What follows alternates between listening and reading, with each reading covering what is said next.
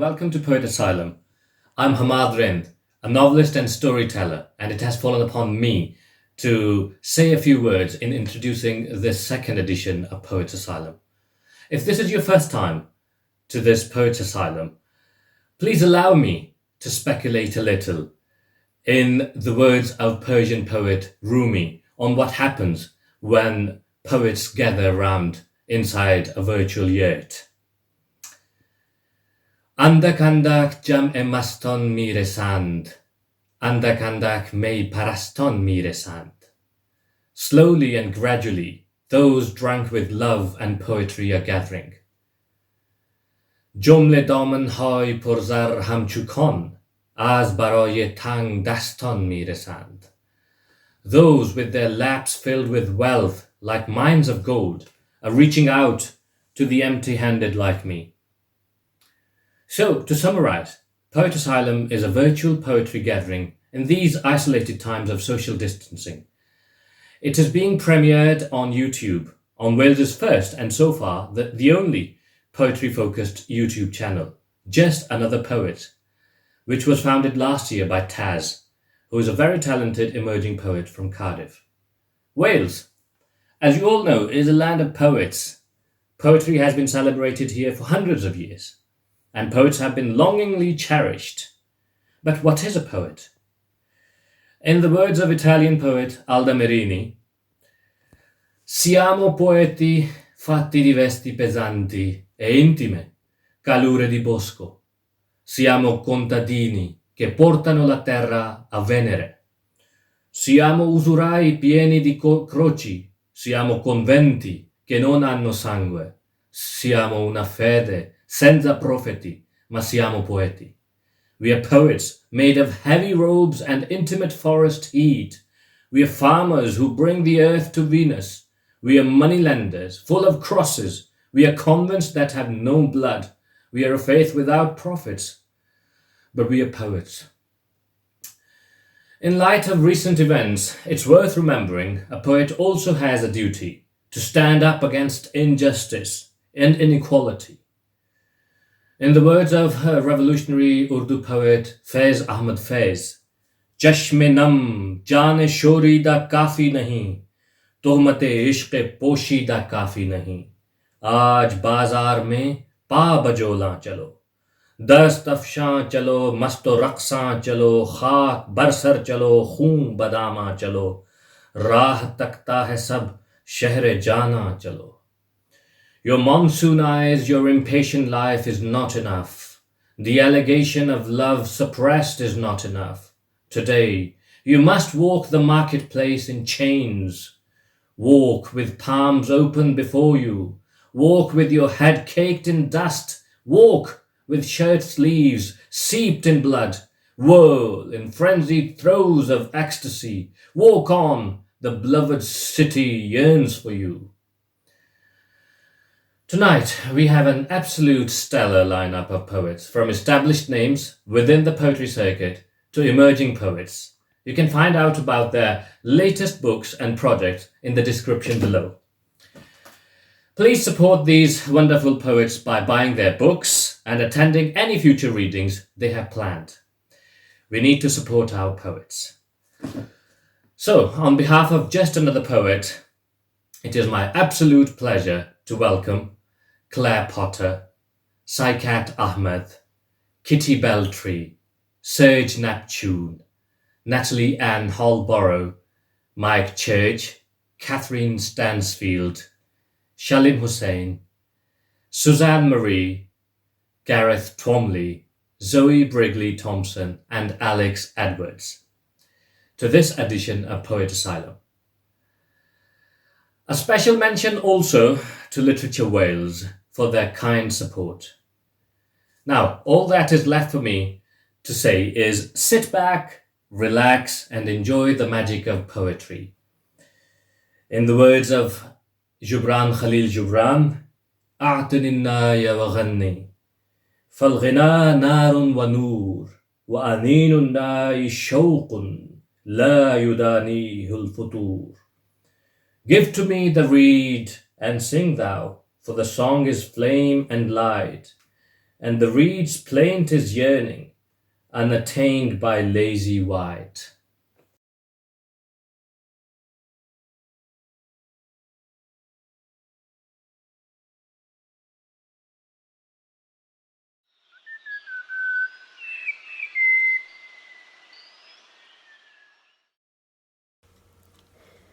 The first poem I'd like to read is called Still, and it's about my grandmother's garden and how as a child that was a paradise for me and something, a place I wish I could return to and sail away on. And it was published in the Lampeter Review in August 2018. Still. Stay close to the line. Dolly peg the sheets we squelched in the bath. Hoist up the poles so they blow like ship sails. Turn our vessel to face the sun. Our floating island with guzgog bush and horseradish leaves big enough for umbrellas. Stay on the garden path as I feed slugs to our ferret and you talk about the only year the tree had plums. Stay there at the stump of the spruce which grew bigger than the house after 20 Christmases being taken in, replanted.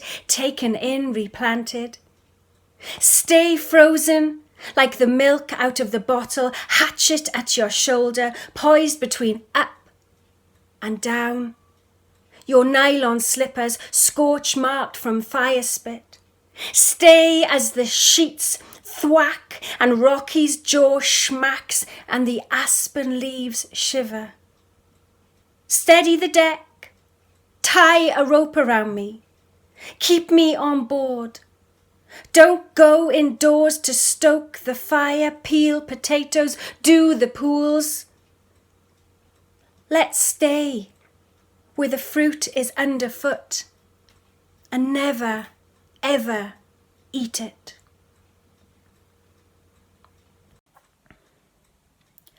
My second poem is a recent one, and I wrote it during lockdown, and we were thrilled that we had some goldfinches in our garden. We've never had them before, and I really enjoyed watching them. They were a little bit of a joy and a distraction, and then they disappeared, and this poem is about that. It doesn't have a title yet. I'm still working on it.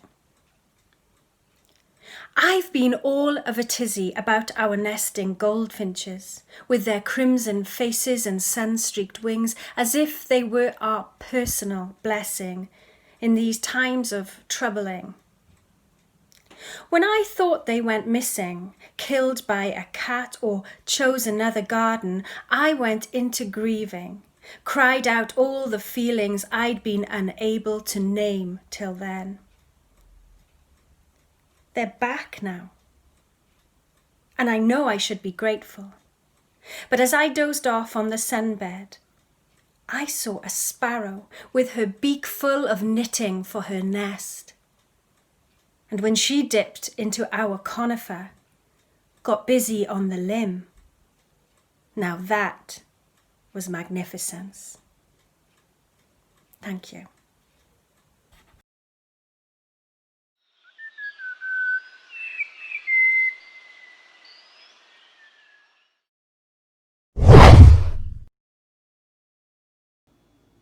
Snarling angry voices from the shadows of the far right, pushing their agenda to keep Britain pure and white, probably take a look at me, shake their heads and think, how can he be British? He's hardly pastel pink. Has he taken an oath to attest to British loyalty? Does he wave the Union Jack for Boris, Queen and country? Well, my racist friends, in an effort to reach out, I'm going to try and explain my Britishness and how it actually came about. I'm British. I'm British, bruv. Coursing through my veins is that red, white, blue British love. God save the Queen and William Shakespeare. How can I be British? How can I not? I was born here. You may look at me slightly odd, wondering if I worship a different god, maybe one of those deities with 50 arms, or that god they worship in Islam. Why would that be? Because I'm brown. I told you I'm British. Let me lay it down. I drink my tea nice and strong, sweet 2 sugars even though that's wrong. Not for me any of that Indian chai. I eat fish and chips and cottage pie, though a chicken jalfrezi is a welcome dish, but what of it? I'm British. I'm British. I'm so British, I'm like a rainy summer season. I'm excellent at queuing and apologising for no reason. I celebrate Christmas, tinsel up the place, lights so bright, see them from outer space, and at Easter have a hunt, wear an Easter bonnet, yet still you doubt my Britishness. Come on then, let's get on it.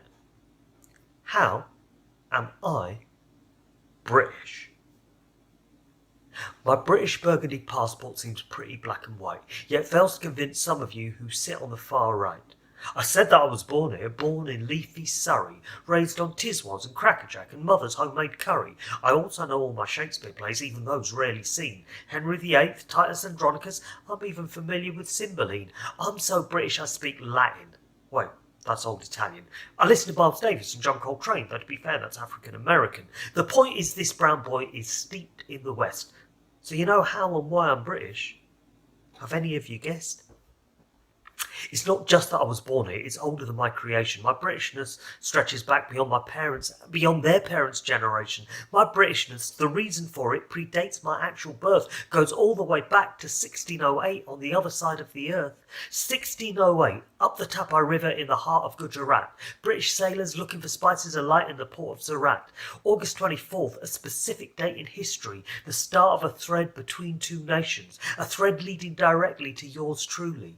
Yes, they first came for spices, but Britain decided to stake its claim to seize the nation, lock, stock and barrel, and empire was to blame. While the East India Company was soaring and actual India was being dragged down, my ancestors gave their blood and bones for the jewel in the British crown. Nowadays, papers banging on about foreigners from abroad. Refugees are bad enough, but economic migrants we can't afford. When the British went over to India, it wasn't because it was sunny. They went to trade and grab some land. The bottom line was money. The hypocrisy of British history is plain for all to view. So next time the far right starts spouting, stop. Educate yourself. Read a book or two. In those books predating modern notions of migration, you can learn about British imperialist wankers on an empire-making vacation.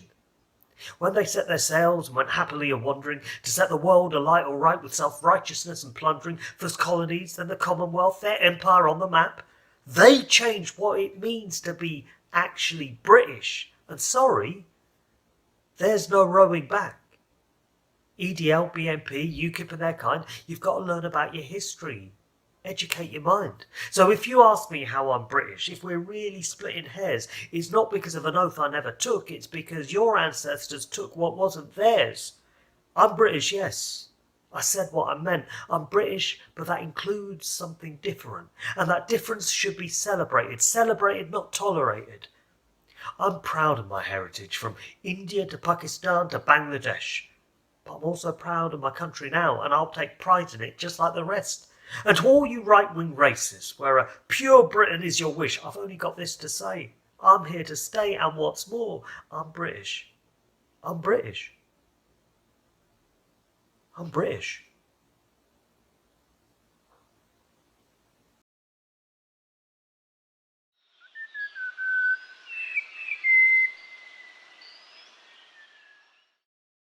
Hello, I'm Kitty Beltree, and because we've recently had Mental Health Awareness Week, I'm going to be reading two poems from my collection Sliced Tongue and Pearl Cufflinks, which was published last year by Parthian Books. Both these poems address mental health related themes. So the first one is called Portrait of the Self as All-Day Breakfast. The self is an unremarkable number. Its feet an institution, tasteless bulk buys, deep fried, cremated.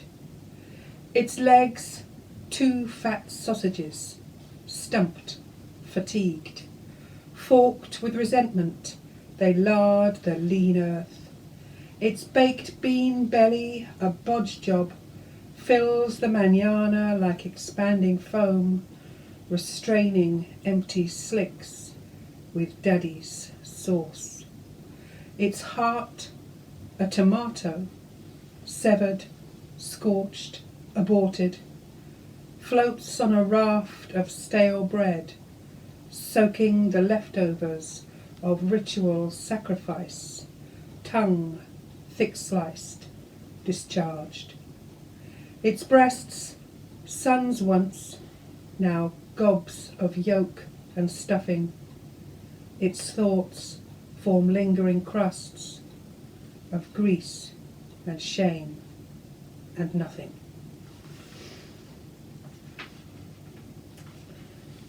And this next poem's called Bond, and it addresses the subject of the youngest person ever to have committed suicide by jumping from the Golden Gate Bridge. And it begins with an epigraph taken from a report of the event. Bond. In 1945, Auguste Dumont drove to the Golden Gate Bridge with his 5-year-old daughter Marilyn, told her to climb over the rail and jump. She did so without hesitation. Seconds later, he dived gracefully after her. A note left in the car stated, "I and my daughter have committed suicide." For that was the fact of the matter. The fact of the matter in a sentence. A punishment. The blunt force of its grammar. Pragmatic punctuation, precise enough to slice through time like a seam. That night, the rain fell in short, pattering clusters. Your clothes moaned in the closet. A dog slipped out into the dark. The quiet fact of the matter. 7 words for sadness. Words like stones. She never spoke. Someone said the car seat was still warm when they found the note.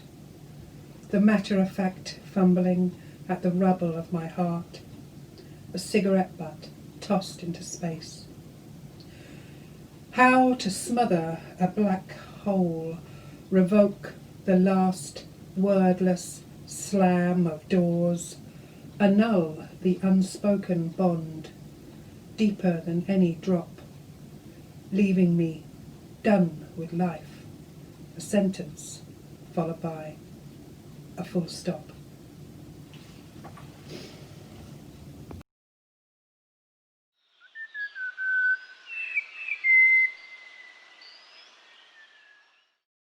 Hi, this is Serge Neptune. I'm going to read you a couple of poems from my debut pamphlet called These Queer Mere Boys, published earlier this year by Broken Sleep Books. First poem I'm going to read has been previously published in Harana Poetry as well. This is called A Child Comes Out as a Merman. When right after sunset, darkness landed on our living room like a butterfly on an open flower, Mother didn't bother to switch on the lights and kept watching the telly laid on our sofa. The telly blasting, sinners, sinners. While standing by the threshold to the kitchen, I announced, my voice all jelly, I'm a merman now. And Mother looked at me for a second, nodded, and tucked her lips again into a blanket of silence. The morning after, I found a leaflet next to my pillow, content I could not decipher, with pictures as bright as sun-filled bubbles of morality. Mother said if I wanted to learn how to swim, they'd pay for lessons. Dad in the car pestered me with lectures about being only 13 and knowing nothing, being full of nothing. You shall not lie with a creature of the sea, for they have no soul, and only by marrying a creature of land may they acquire one. I started taking baths before sleep and went to bed so wet I'd soak the sheets, and started sleeping in the bathtub all night. I joined my legs tight with an elastic band, enjoyed every cramp, every cold shiver. The next day, screams and thumbs out of the bathroom door woke me up as I delayed everyone's morning routine. Over breakfast, Mother insisted once more. I was clueless. I said I'd found a new god, one more tender, one that allowed for mellowness. Mother shook her head. Dad shouted to go to my room, called me an abomination. I refused to eat their food. I asked Mother to cook seaweed. They decided to leave me alone, a shadow sewing button eyes on ghost dolls. No one took a bath in the evening. They noticed me less and less. Once they watched a stand-up show on the telly, had their chests shake with so much laughter they couldn't hear a thing. Once, the water in my bathtub was all cherry. I tried to stop the flowers of my wrists from blossoming. So the most obvious thing for me was to talk about queerness, but I wanted to find my own way to do it, and that's when the merman, the metaphor of the merman, came about. And yeah, there's lots of mermen in my poetry, lots of queer mermen. This other poem is called A Queerness of Mermen. When a squabble of seagulls draws near, the skies are sealing of white paper cuts. One seagull flies a little further on the shore to feast in solitude, sits on an anchor and dips his beak into some fish. The moon's orchard dribbles on the cliffs, a Cornish landscape. The choir lifts in the distance, a song of brethren. The mermen's voices inundate the air. Gathered on a Friday night, they celebrate themselves. Tails sheathed in Murano gloss scales, faint serpentine as fleur-de-lis. A smuck of jellyfish rises up to shake the sea crest. When music dwindles down and giggles grow more sonorous, the lyres set aside, the flutes abandoned, and touch becomes a flurry of honeyed fingers, a gentle grasp turns firmer. Lips widening to smiles, kisses change to playful bites, arms clasp torsos, fingers, hair and mouths, let out a sigh. A sailor peering from a hidden spot comes out and joins them, disappears below and is never seen again.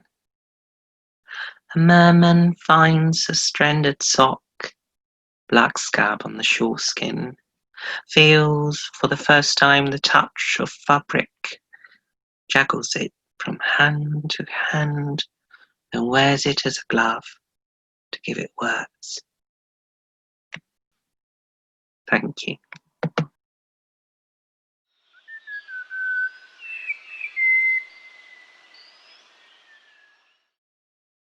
Andromache. Assume I'm wearing black. Assume I've swathed myself in the hollow shades of his bruised knees, dust-clogged and sticky. Assume I'm leaching away with him. The tracks of his belly scar the dirt. Does anyone ask for his wife, hair dripping over the Trojan walls, towering 10 feet over the beetled men below, gleaming up and blinking through her? Assume the wind blew me over the edge of the wall, quiet and pale as salt. Hear me say nothing at all. See these living hands. Hear the smack of my palm against stone, blood coiling its way to my heart. Bind me tough as a horseman's rope. Blow my bones to polished pipes they play when great men fall.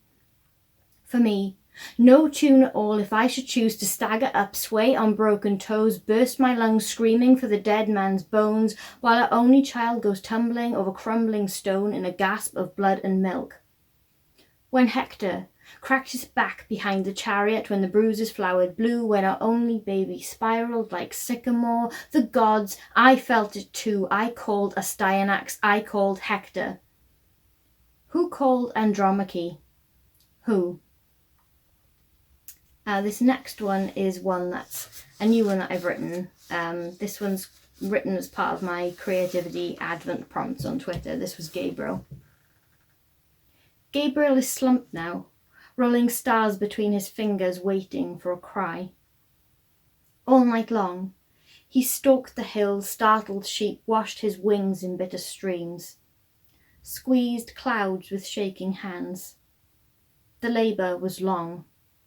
Joseph had set down his wood blocks, stood uselessly between woman and manger, patted Mary's fists. In a stable bent like a tired horse, a saviour flings out his limbs, gasps for air, kicks miracles into straw. Kings scarper like geckos through deserts. Shepherds quake in the dark. Gabriel yanks out his trumpet, puffs its dusty note. At this sudden art, the world turns its head from the stuporous earth, like lilies twisting for rain. The final one, it's one that you've probably heard a few times, but it's one that I know off by heart, and I quite enjoy reading. So this is Medea. I stand in the bedroom sweatless, amidst the dagger, the rage, and the kids who looked like you, had the eye of the cool Aegean with argonauts bravado and a traitor's blood. Our babies. I nursed them, with love and a knife to save them from sins like you. Our lullabied young. Like you, they were forked in the tongue. But I was once young, a charming girl, head over claw, in love with you, protective, faithful as any good angel, my culcus like bleaching a brother's bones. You could say I became obsessed. I had you possessed, but Corinth tore us apart. Still, I can't resist revenge, death knells shaking the house to its dead foundations, the children's gasping surprise, oh, the look in your eyes when you found them coiled like little white worms, or the curl of a Gorgon's hair. She may be princess, but I am a queen, Medea, monster maternal with blood in my breast and a glint in my milk-white eye. Revenge is a kick in the womb.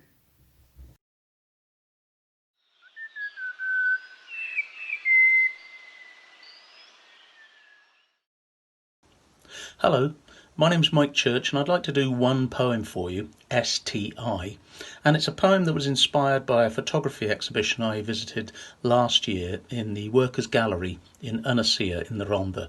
Now, if you've never been to the Workers' Gallery or if you've never been up the Rhondda Valley, please get hold of me and come up, because every month in the Workers' Gallery we have what's called a WAM night, Words, Art and Music, where we get 3 artists from different disciplines to show their wares to a very appreciative, packed out audience. Ask Claire Potter.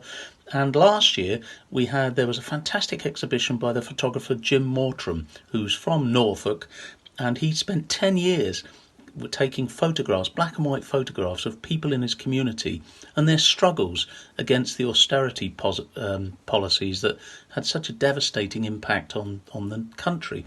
And his pictures are up for this exhibition, and I've got them in this book here. Small Town Inertia was the name of the exhibition, and I'll just flick through just to give you a quick flavour of some of these. They were really haunting images that showed the inequality, the unfairness and the savage impact of those austerity policies on people's lives. And this had the exhibition had a real impact on me. So I wrote this poem in response to that, and we had a WAM night with Jim there by video link up because he couldn't travel because he's a carer for his mother in Norfolk. So here's my poem, STI, Small Town Inertia. I wanted to write an honest black and white poem about austerity, but all I could think of was Russell Crowe as Maximus Decimus Meridius. Are you not entertained? Entertained by the reality TV war machine, the homeless hopelessly blowing kazoos on street corners, jostling over fungal spores in the sandwiches way past their sell-by date, laughing at caricatures of themselves, spiced out, drunk and zombified, a comedy gold episode of The Walking Dead. This is austerity. Come on down. It's a laugh a minute. There are clowns entertaining food bank queues, collecting coupons for this eaten mess we're now all living in. There are millions of Hunger Games trilogies. Sod Spartacus. We're all Daniel Blake now. Keep those laughs coming. As Corbyn was the joke. Fancy trying to provide for the many, not the few.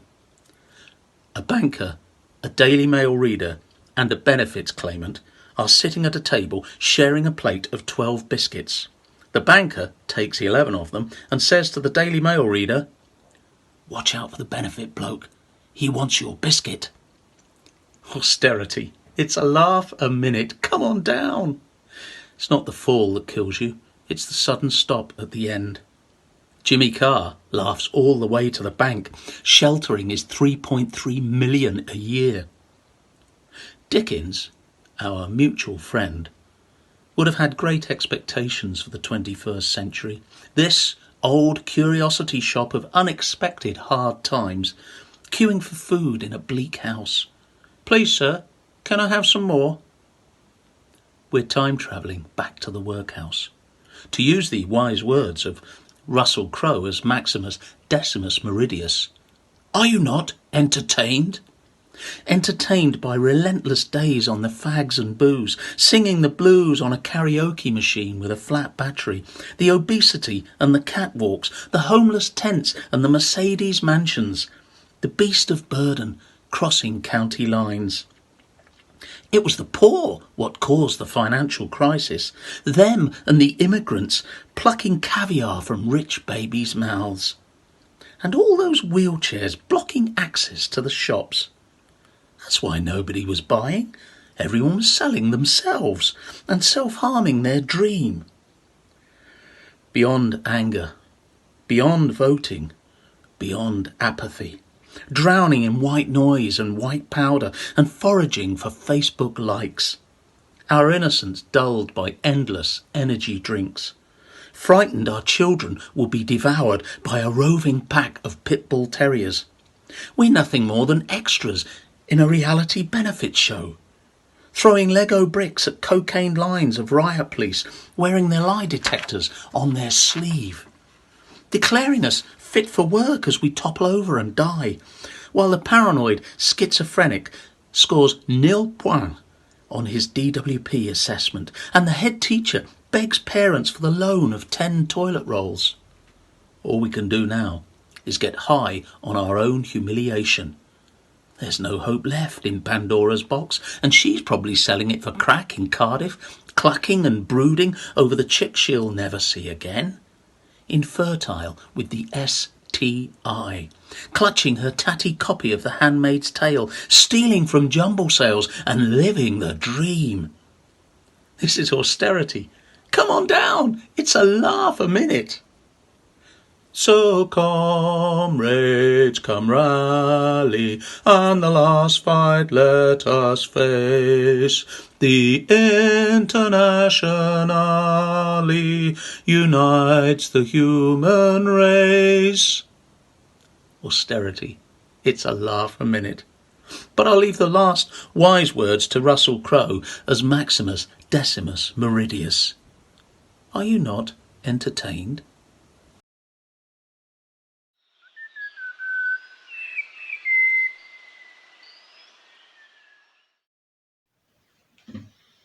Hello, I'm Katherine Stansfield. I'm a poet and novelist living in Cardiff, and I'm recording this video during lockdown with new lockdown hairdo.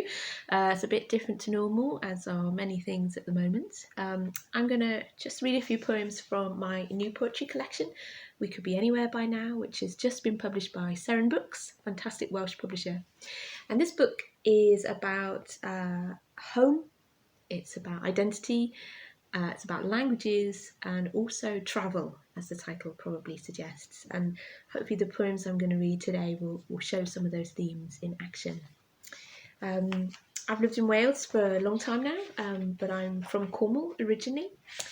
And this first poem I'm going to read explores questions of identity and belonging. The poem is called Against Blood, and it has as an epigraph a headline from a BBC News article which was published in 2014. And the headline was, "A cutting-edge DNA test could determine how Welsh you are." So, Against Blood. To say this is the way you decide who I am and who I'm not. A sample of body that speaks only couplings and accidents, emigration and abandonments, Scotland and Ireland, to Buffalo and back. To say this is the way you sanction my belonging and my not, like those wet days at school that kept us penned in the hall, the Cornish kids playing genealogy games all through break, and his father, and his father. To say this is the way you prove what's home and what's not, that identity is a permanent code you can map in a lab when a swab can't show all the timid love I have. To say this is the way leaves me on the wrong side of a locked door I'll never open, when for the first time I'm trying the handle, trying to come in.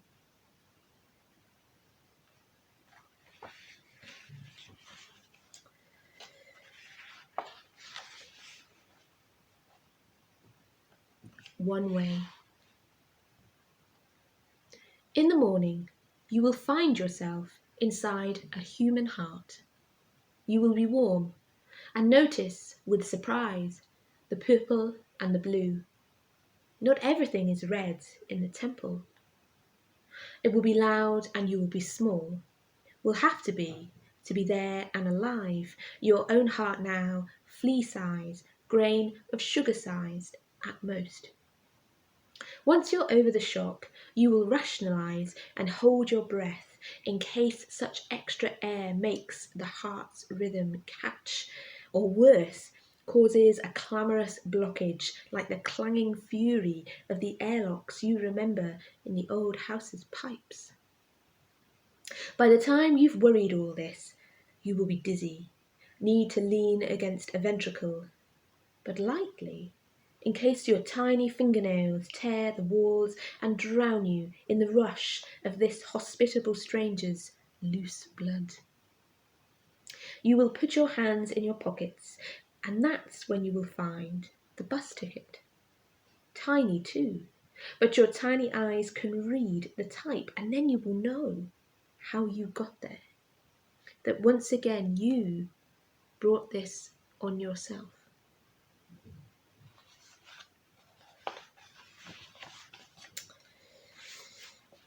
And the last poem I'm going to read is called Amy, How to Write Poems. And it's for a wonderful poet called Amy Macaulay.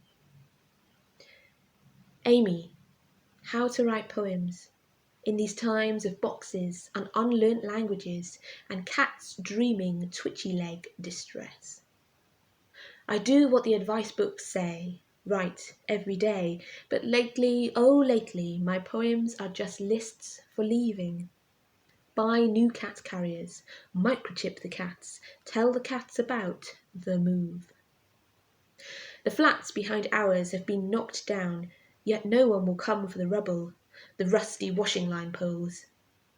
This could be an analogy for something significant if I could remember what analogy means truly, and you know it's hard to find anything close to conceptualization with all this aching business of marks on the page. Oh, and what's the sodding point of poems anyway? The cats wake up and I lie about the future. They smell deceit, and because I can't bear their moans of betrayal, I head into town, into my regrets, where people are chalking death on the hoardings of the unbuilt Tesco, and the wind wants to drag the best laid plans out to sea. Plus a Tuesday. I slalom scaffolding to find you in the Italian deli, but lack the lingo to order your latte. Mi dispiace. Me, 100% linguistic black hole.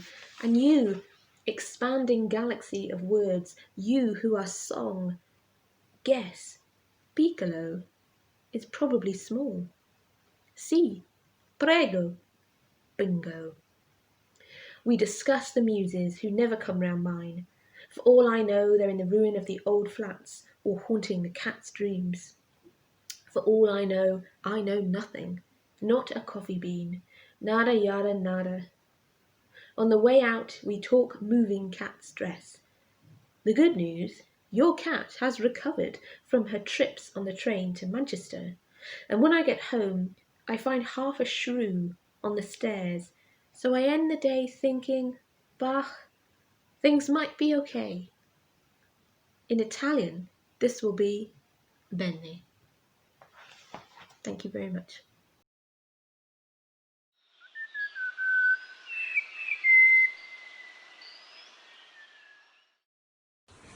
Hi, this is Shalim M Hussain. I'll be reading a poem for you today. This poem exists in two versions. In English, it is titled Forehead, and in the dialect in which it was originally written, it is called Kopal. The dialect in which it was written is spoken in the eastern state of Assam in India. Here you go. কপাল দুনিয়ার গতিবিধি দেখে আমি আমার কপাল পকেটে নিয়ে ঘুরি কোণে আবার থুইয়া যামু কেরা আবার কপালের উপরে উঠে বইব তাই এক পকেটে ফোন এক পকেটে কপাল প্যান্টও ব্যালেন্স হয়ে থাকে কপালও ঠিক থাকে এই কয় মাস আগের কথা একজনে কইল যে এত সুন্দর কপাল আমার এক সপ্তাহ নিগে ধারে দেও আমার কপালে তোমার কপালের থেকে আন্ডা পাড়া হিকবো আমি বললাম ঠিক আছে ঘুরিয়া নেওয়ার টাইমের সময় দেখি হায় আল্লাহ কপালে দাঁতের নিশান আমি ওরে কলারে ধরে কইলাম কিরে এটা কি ও কইল এত বড় কপাল মিয়া ভাই পুরা দুনিয়ার উপরে সরিয়া বইছেও কয়দিন পরে কইবে যে মাটির তো নিলামি অহন তোমার বেড়ি বাই করে দেও ও কপাল ও আজ সারিয়া নিয়ে থানার মিহি দৌড় দিল আমি অন্য মিহি দৌড় দিলাম কয়দিন পরে শুনলাম যে ও বলে আমার নামে কেস ফাইল করছে কইছে যে আমি ওর কপাল চুরি করছি কইছে যে যদি বালকরা দেখেন মাই লর্ড আমনে ওর কপালের কইছে যে আমি ওর কপাল চুরি করছি কইছে যে যদি বালকরা দেখেন মাই লর্ড আমনে ওর কপালের উপরে আমার ডিএনএ পাবেন আমি কপাল ডাইরেক্ট কলার পেতা পেঁচিয়ে মাটির তলে গাইরে দেশ ছাড়লাম যাই কয়দিন গেল কথাটা মরল তারপরে কপালটা আদা পচা কপালটা খুঁজে বাই করলাম এটা তো আর পাবলিকে পিনদেন যাব না তাই পকেটে নিয়ে ঘুরি কেউ যদি হন মাথা যেতে লাত্তিও মারে মাথা ফাড়া হারে কিন্তু কপাল ঠিক থাকবো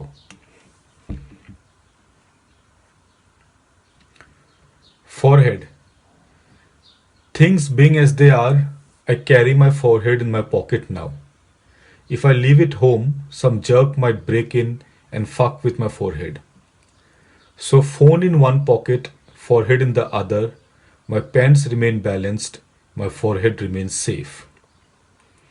A couple of months ago somebody said, yours is such a fine forehead, man, let me have it for a week. My forehead will learn tricks from yours.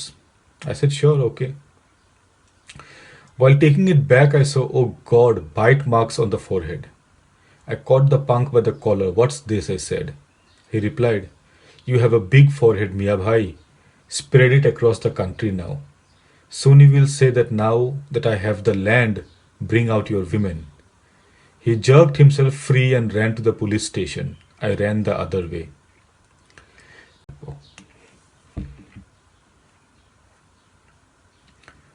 Forehead. Things being as they are, I carry my forehead in my pocket now. If I leave it home, some jerk might break in and fuck with my forehead. So phone in one pocket, forehead in the other, my pants remain balanced, my forehead remains safe. A couple of months ago somebody said, yours is such a fine forehead, man, Let me have it for a week. My forehead will learn tricks from yours. I said, sure, okay. While taking it back, I saw, oh God, bite marks on the forehead. I caught the punk by the collar. What's this? I said. He replied, you have a big forehead, Mia Bhai. Spread it across the country now. Soon you will say that now that I have the land, bring out your women. He jerked himself free and ran to the police station. I ran the other way. Later I heard he had filed a case against me, said I had stolen his forehead. Said if you look well, my lord, you will find my DNA on it. I wrapped the forehead in a banana leaf, buried it underground and left the country. Days passed, the dust settled. I dug out my half-rotted forehead. I can't wear it in public anymore, so I carry it in my pocket now. If someone roundhouse kicks me now, my head might crack, but my forehead will remain safe. Thank you.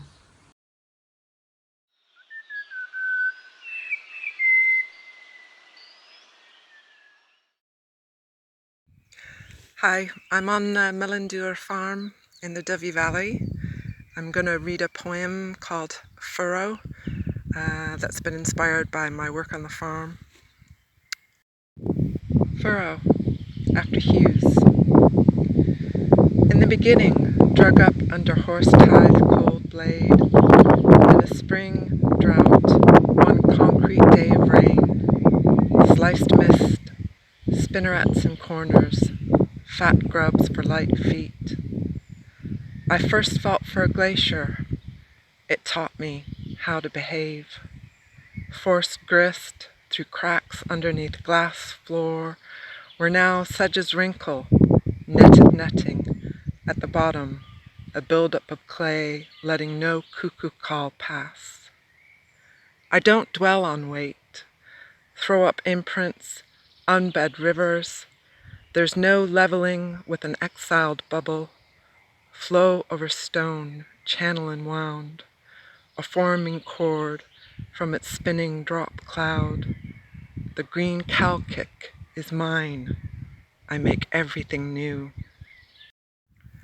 I'm braiding it new, trading moat, hedge, egg for dust, braille reading dead man's fingers, sprouting from round pellets, pocked, turf mounds, dung, foot by foot, and I do think strange ones did it, and I think they always will, from loch and coast and wave, scorched earth, back-breaking cracks, stripped, blown away, no time for sediments, click-skinned, stranded, one ponderous grey belly dragging generations up earthen walls, living boundaries, slated tree lines, billhook after brash, light strike roots. The river breaks in and takes the pump, wets me. There's no undercover. Who, I make everything new.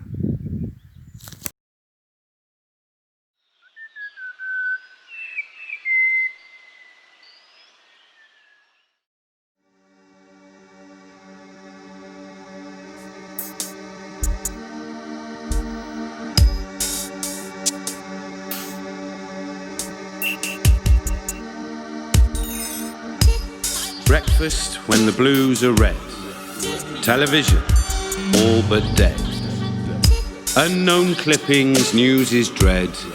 Content rapers, fooling heads. Just keep vaping and living fresh. Communicating to forget. Evaporating constant sweat while we pay the unknown debt. If they make fragrance, then we sniff death. I hide from the disease 'cause I ain't twisted yet.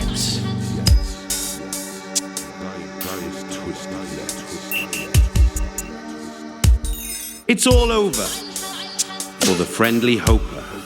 It's all poker in the unfriending rota. Who's the joker on a hell-bent vendetta? Whose arm is stronger than a game of whose toys are better? It's all motors, dystopian promoters. It's all icy cobalt for the cyborg cloners. If Elon Musk said yes, then I guess it's totally kosher. Futures blessed through digital home viewing brochures, only known to the unknown decoder.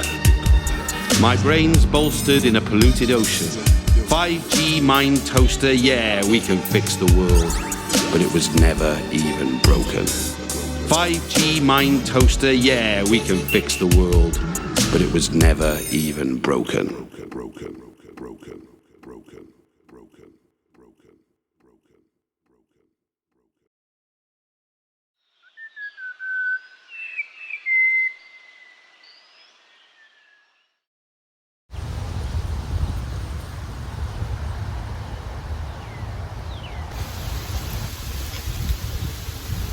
Hi, I'm Zoe, and I'm here to read you a few poems.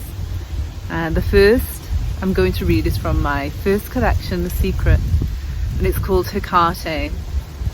It has an epigraph by Shakespeare, which goes like this. Upon the corner of the moon there hangs a vaporous drop profound. I'll catch it ere it come to ground. Hecate.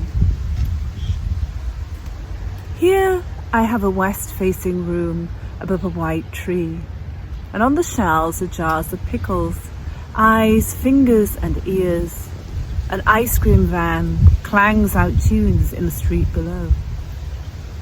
Those summers at the hotel, the yellow light of dawn, bright as electricity. I woke at 6 with my grandmother, long before the guests were up, and sat on the back doorstep eating bread and cheese. In the hotel garden, I scrubbed at spider webs, mould and spattered dirt on the chair legs. A bird flew up from the long grass with a great flapping of wings, rustling like newspaper. I take a finger from a jar and slice it open for the bone. A hand that once opened its fingers to pluck an apple or orange felt its cool weight of a juggling ball. My grandmother gave me an orange on Christmas Eve and sent me up the long flight of wooden stairs. That night I dreamed of the white enamel bathtub with animal feet. We often sat in it together, and segments of oranges floated on the surface. Eat up, she said, but a breeze rushed in from the hallway where you stood at the door. To discover your thoughts, I take an eye, and pressing my nail into the place where the eyeball met the brain, I open my mouth with a white globe. That flesh texture on my tongue is almost like eating a lychee. I spit the hard center in my palm, brown shiny bean, black pupil. I had short hair as a child, and like the women who passed through the hotel, women with curls tumbling out from under their wide-brimmed hats. And when I met you, I wanted long hair that we could both suffocate in. My grandmother's favourite, the Cape gooseberry that relieves regret. Peel back the veined paper shell to reveal the bitter fruit, fat as an orange blister. Bite from the stem and swallow it whole.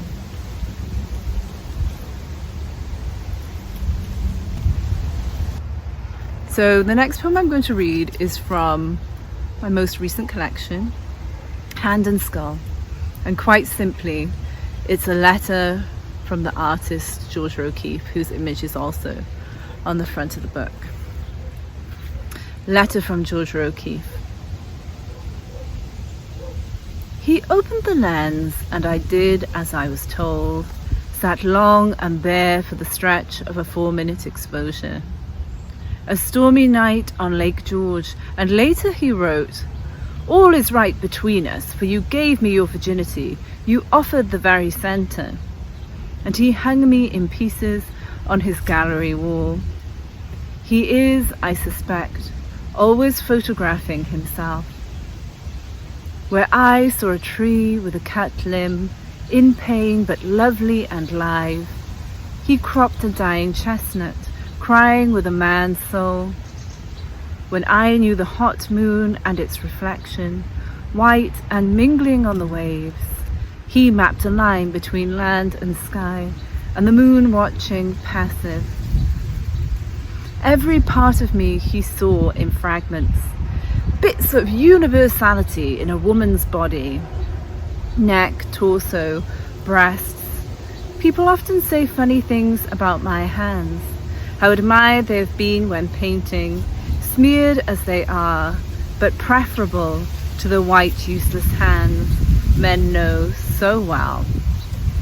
He had me boxed until my leaving, when he accused me, for I went on, no longer a pet or a creature, not his Georgia O'Keeffe. I walked out naked onto the long sigh of land, under a darkening sky. As good a place as any, I told him, to let your bones bleach.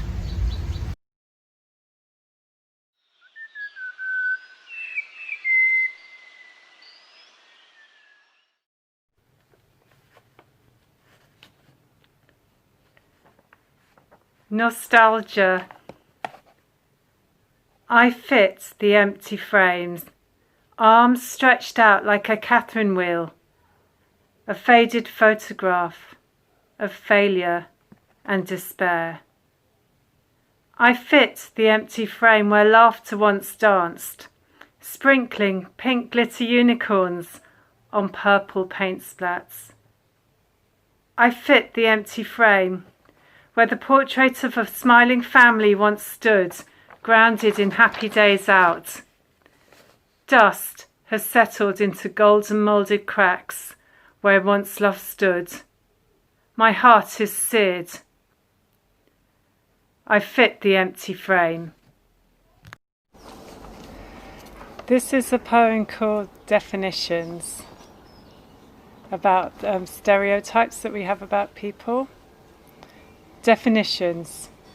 I am a woman wronged by society, a shadow sheltered by blazing red hair, who carries shame like a string bag of groceries, a mouth not zipped but stitched, sometimes stapled, a thought smeared on cracked bathroom tiles, a listener who nurtures but never receives, an unloved lover whose heart is shut, a smile of sadness that somewhere remembers shower-drowned dreams of happiness, a spatter of colour splattered on ash, a rainbow smile floating in cerulean skies, an ageing barrel of lost opportunities, a victim of misogynistic lies.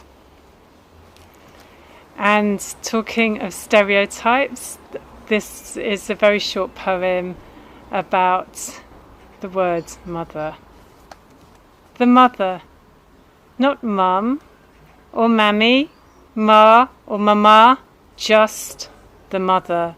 Not a mother, a carer, a nurturer, a sacrificer, a beaten the shit out of rag, a betrayed, a lied about, a passive, unpaid house slave mother.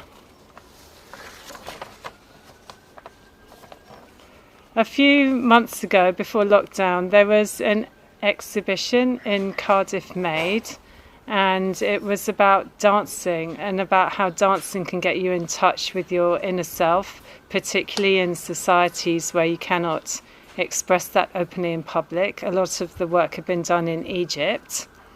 And part of this involves participating in a workshop where you assumed like an animal self. And this poem is about my animal, and it's called Animal Instincts. The woman on my left has fish scales, floats, delicate fins, a glittering jewel-encrusted mermaid, spreading joy and life through the ocean. The woman on my right is a lily pink butterfly with long undulating hair, unfurling delicate lilac wings weightlessly floating on winds, illuminating the inky night sky. But I am none of those things. My animal is not about freedom. It is about protection and revenge. I have giant scaly claws to rip the flesh from the ribcage of any man who attacks me, and giant eagle feather Gabriel wings, a lynx's body to jump to safety. I also fly in the night sky to set fire to the buildings that have trapped me. Watch the society with its double standard smoke that has made me into an animal, not a woman.